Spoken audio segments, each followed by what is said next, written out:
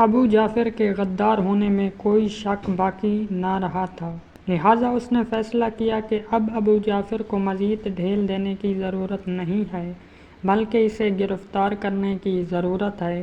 یہ سوچ کر وہ برق رفتاری کے ساتھ خفیہ محکمے کے سربراہ بہرام کے دفتر کی جانب بڑھنے لگا تاکہ سپاہ کے ایک دستے کے ساتھ سلطان کے عطا کردہ خصوصی اختیارات استعمال کرتے ہوئے ابو جعفر کو حراست میں لے سکے۔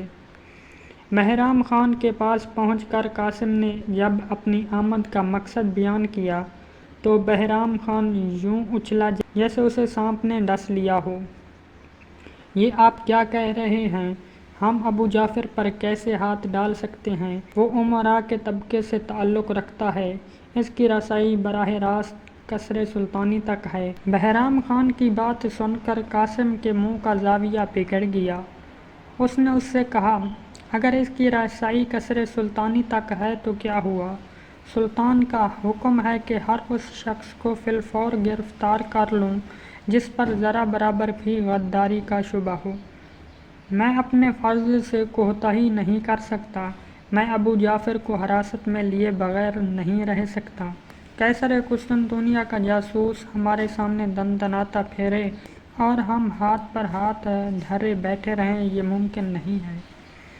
بہرام خان ابو جعفر کو گرفتار کرنے میں ہچکچاہٹ کا مظاہرہ کر رہا تھا۔ وہ اس کی گرفتاری کا خطرہ مول لینے پر آمادہ نہ تھا کیونکہ ابو جعفر نے شہزادہ علاء الدین کے علاوہ سلطنت کے دیگر عوامل کو بھی اپنی مٹھی میں لے رکھا تھا۔ بہرام کا خیال تھا کہ ابو جعفر پر اگر ہاتھ ڈالا تو کئی وزراء اور شہزادے اس کی حمایت میں کمر بستہ ہو جائیں گے، لہٰذا اس نے قاسم کو مخاطب کرتے ہوئے کہا، قاسم بن ہشام، میں ابو جعفر کو گرفتار کرنے میں تمہارا ساتھ نہیں دے سکتا۔ اگر میں نے اسے حراست میں لیا تو شہزادہ علاء الدین مجھے پابند سلاسل کر دیں گے۔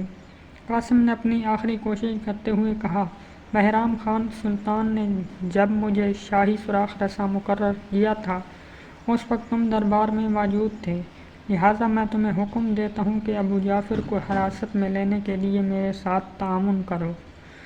اب بہرام خان راہ فرار اختیار نہیں کر سکتا تھا کیونکہ سلطان نے جب قاسم کو شاہی سراغ رساں مقرر کیا تھا اس وقت بہرام خان بھی دربار میں موجود تھا، لہٰذا قاسم نے جب اسے سلطان کے حکم کی یاد دہانی کروائی تو وہ راہ راست پر آ گیا اور کہنے لگا، قاسم بن ہشام، ٹھیک ہے، میں تمہارے کہنے پر یہ کام کر تو رہا ہوں، لیکن اگر شہزادہ علاء الدین نے مداخلت کی تو میں ابو جعفر کو رہا کر دوں گا۔ قاسم نے بہرام خان کے اس قدر تعاون کو بھی غنیمت سمجھا اور کہا، ٹھیک ہے، اگر شہزادہ علاء الدین نے مداخلت کی تو تم ابو جعفر کو رہا کر دینا۔ اس کے بعد قاسم اور بہرام خان ابو جعفر کو حراست میں لینے کی حکمت عملی تیار کرتے رہے، حتیٰ کہ وقت گزرنے کا پتہ ہی نہ چلا، جبکہ قاسم نے بعد از دوپہر مارسی کے کچھ جوان اکبر کو لالا شاہین پیاد گھر پر مارسی کا پیغام لے کر پہنچنے کو کہا تھا۔ قاسم فٹافٹ کرائے کے استبل سے گھوڑا حاصل کر کے لالا شاہین کی یادگھر پر جا پہنچا۔ وہ طے شدہ وقت سے کسی قدر تاخیر سے پہنچا تھا، اس کا خیال تھا کہ اکبر مارسی کا پیغام لے کر پہنچ چکا ہوگا۔ وہ اندر داخل ہوا تو اس کی نظر اکبر پر پڑی۔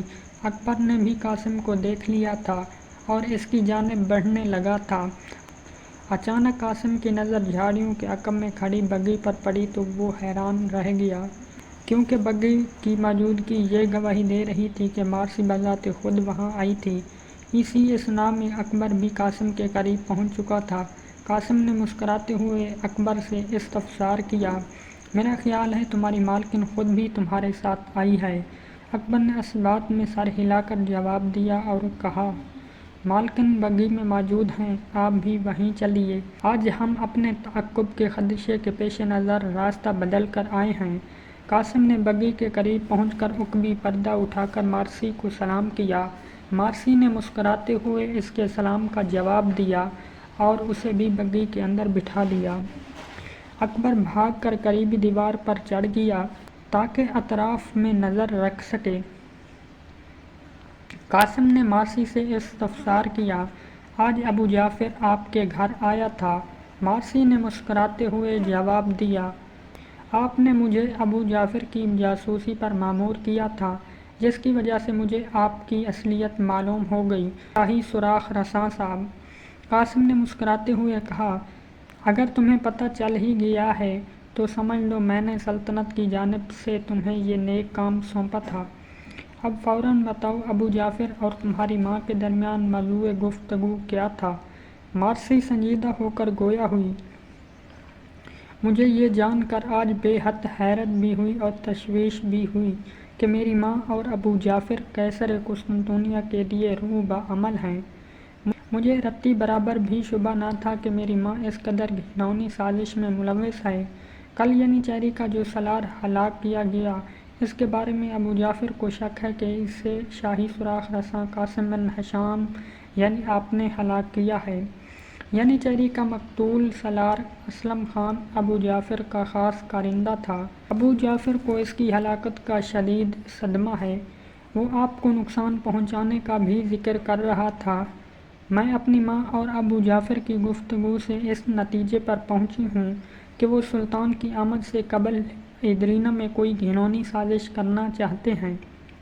یہی وجہ تھی کہ میں نے آپ کو خط تحریر کرنے کی بجائے بنفس نفیس آنا زیادہ مناسب سمجھا۔ مارسی کی بات سن کر قاسم کے لیے حیرت کا باعث نہ بنی، کیونکہ یہ سب کچھ پہلے ہی اس کے علم میں آ چکا تھا۔ البتہ ابو جعفر پر اس کا شک یقین میں بدل گیا کہ ابو جعفر اور اس کے حمایتی سلطان کی آمد سے قبل ادرینہ میں بغاوت برپا کرنا چاہتے ہیں۔ لہٰذا وہ چند لمحے توقف اختیار کرنے کے بعد گویا ہوا، تم بے فکر رہو، آج رات میں ابو جعفر کو حراست میں لے لوں گا اور وہ اپنی سازش خود بے نقاب کر دے گا۔ مارسی نے خوشی سے اچھلتے ہوئے کہا، کیا حقیقت میں تم ایسا ہی کرو گے؟ میرا خیال ہے ابو جعفر شاہی دربار تک اثر و رسوخ کا حامل ہے۔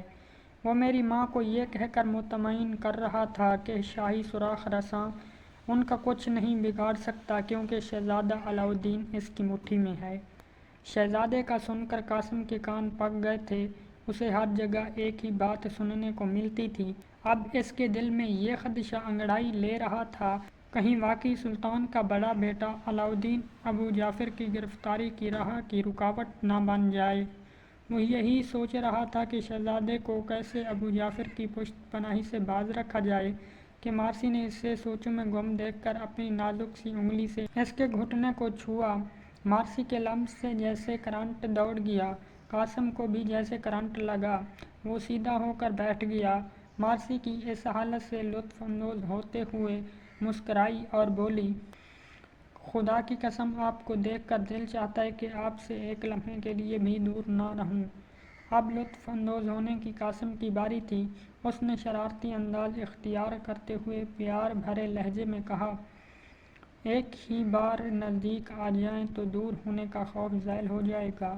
میری والدہ محترم اور بھائی آپ کو خوش آمدید کہیں گے۔ آپ کبھی ہمارے گھر تشریف تو لائیے۔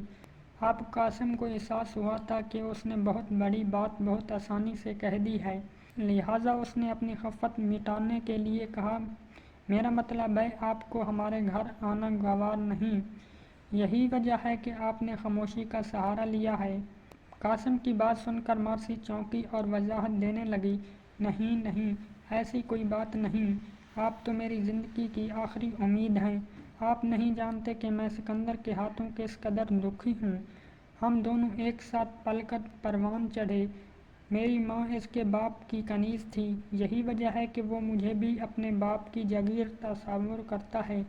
وہ جانے سے پہلے مجھے اپنے ہمراہ لے جانا چاہتا تھا، لیکن میں نے یہ انکشاف کرتے ہوئے اس سے شادی کرنے سے جان چھڑائی کہ میں ایک عیسائی ہوں اور وہ ایک مسلمان ہے۔ اس طرح مجھے وقتی خلاصی تو مل گئی، لیکن وہ اب اسلام سے منحرف ہو کر دوبارہ عیسائی بن چکا ہے۔ مجھے ہر لمحے اس کا خوف ستاتا رہتا ہے کیونکہ میری ماں بھی سکندر کے ساتھ میری شادی کرنے کی خواہاں ہے۔ سکندر نے جاتے ہوئے اعلان کیا تھا کہ وہ بہت جلد مجھے اپنے پاس بلا لے گا۔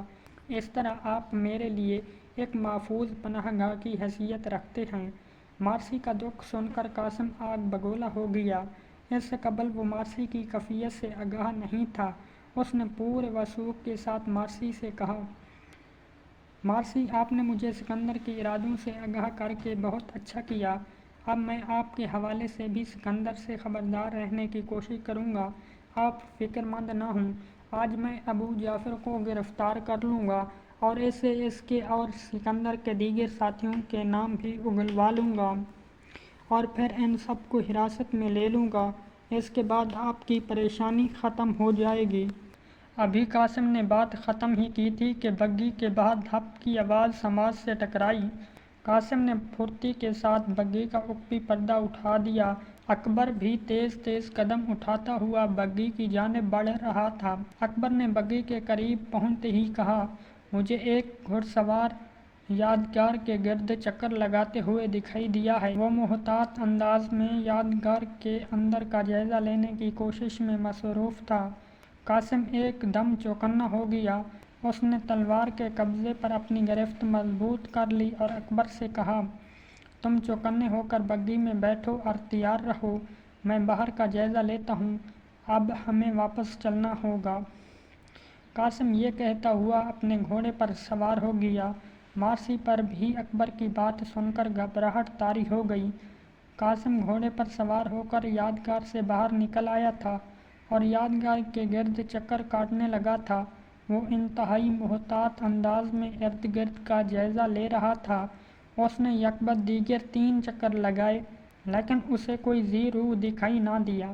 بالآخر وہ واپس لوٹا اور اکبر کو بگی نکالنے کا اشارہ کیا۔ قاسم گھوڑے پر سوار تھا۔ جب بگی اس کے قریب سے گزری تو وہ بگی کے ساتھ ساتھ چلنے لگا۔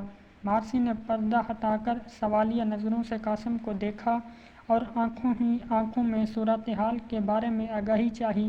قاسم نے کسی قدر ہلکی آواز میں کہا، خطرہ اور پریشانی کی کوئی بات نہیں، عین ممکن ہے اکبر کو غلط فہمی ہوئی ہو۔ اب آپ بلا خوف و خطر گھر واپس جائیں، شام کا وقت قریب ہے، اندھیرا ہونے سے پہلے پہلے آپ گھر پہنچ جائیں۔